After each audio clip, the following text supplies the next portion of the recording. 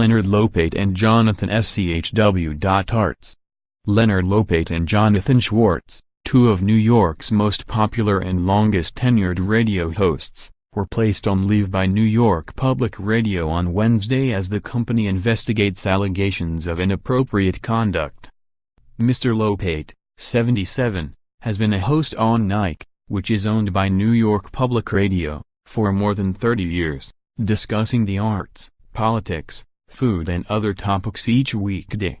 Mr. Schwartz, 79, hosts the station's The Jonathan Channel as well as other programming on weekends. WNYC disclosed that it had placed the men on leave just days after John Hockenberry, another well-known WNYC host, was accused by several women of sexual harassment, unwanted touching and bullying in an article published by New York magazine's The Cut.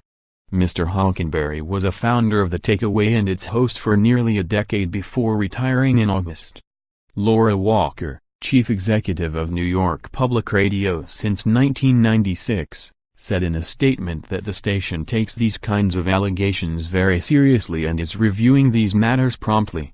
A spokeswoman for New York Public Radio, Jennifer Houlihan-Roussel, declined to comment on the nature of the allegations against the hosts.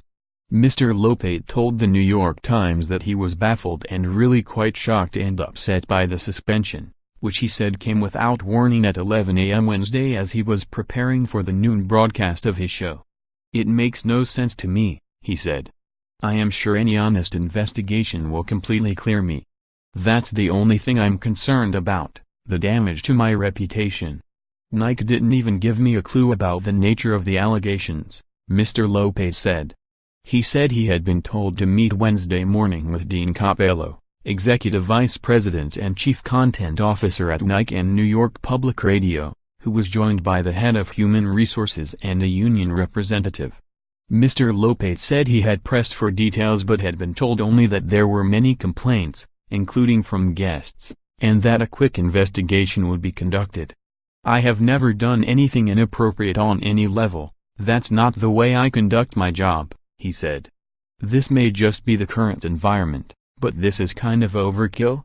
Later, when asked whether he remembered any specific incidents that might have been problematic, he said he had once used the word testicle in a colleague's presence while explaining that the avocado derived its name from the Aztec word for the body part, a fact that was the subject of an NPR piece in 2006.